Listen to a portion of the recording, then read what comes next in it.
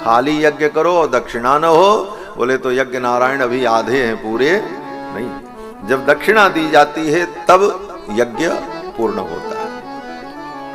इसके बाद श्री सुखदेव भगवान ने राजा परीक्षित को मनु जी महाराज के पुत्र उत्तानपाद के वंश का वर्णन सुनाया। महाराज उत्तानपाद मनु जी के पुत्र हैं, बड़े धर्मात्मा थे। इनका 2 विवाह हुआ। बड़ी पत्नी का नाम सुनीति और छोटी पत्नी का नाम सुरुचि था। सुरुचि के कहने के कारण सुरुचि के प्रेम में पड़कर अपनी बड़ी पत्नी सुनीति का महाराज अनादर और उपेक्षा करते थे। बड़ी पत्नी जो सुनीति, उनके पुत्र का नाम ध्रुव और सुरुचि के पुत्र का नाम उत्तम।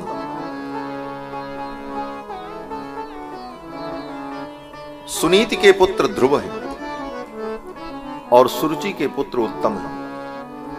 ध्रुव जी ने 5 वर्ष की अवस्था में 5 महीने की कठिन तपस्या से भगवान का साक्षात्कार किया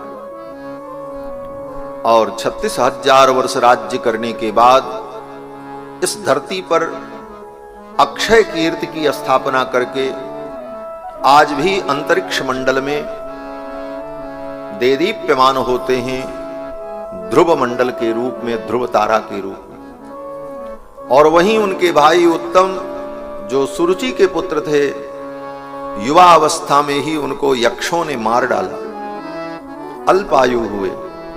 उनके जीवन में कोई बहुत बड़ी कीर्ति और उपलब्धि नहीं हो सकी। ये बड़ा सुंदर संकेत। मनु के पुत्र उत्तानपाद हैं। हम आप सब मनु की संतान हैं, इसीलिए हम मानव हैं, मनुष्य हैं।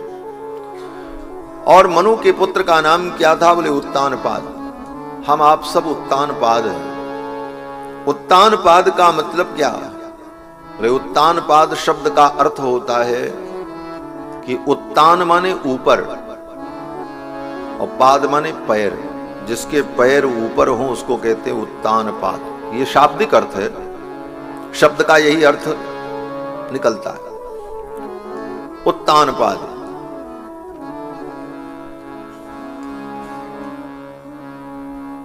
तो हमारा आपका पैर ऊपर तो नहीं है, पैर तो नीचे।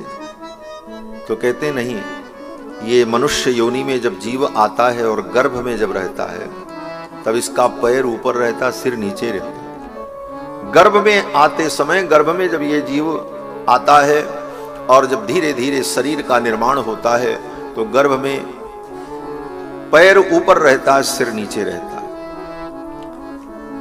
इस कारण से मानव योनि में जो जीव हैं सभी उत्तानपाद हैं।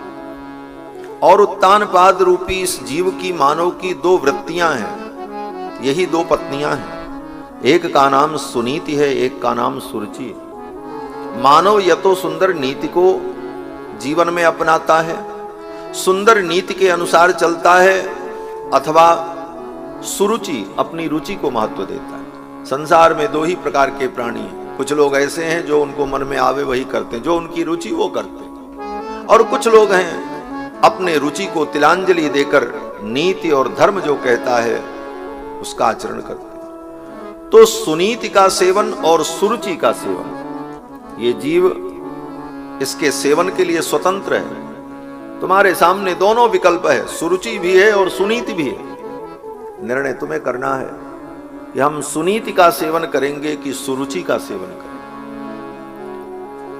और जब ये उत्तानपाद रूपी जीव सुनीति का सेवन करता है तो उसे जो फल मिलता है वो क्या है? बोले ध्रुव है। जब हम नीति के मार्ग पर, धर्म के मार्ग पर चलते हैं तो हमें जो फल मिलता है वो ध्रुव है, अटल है, अस्थाई है।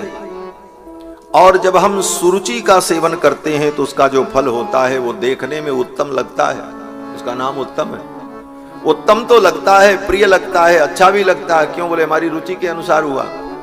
लेकिन वो अस्थाई नहीं है, वो नाशवान है, अल्पकालिक है, अल्पकाल में ही उसका नाश हो जाता है।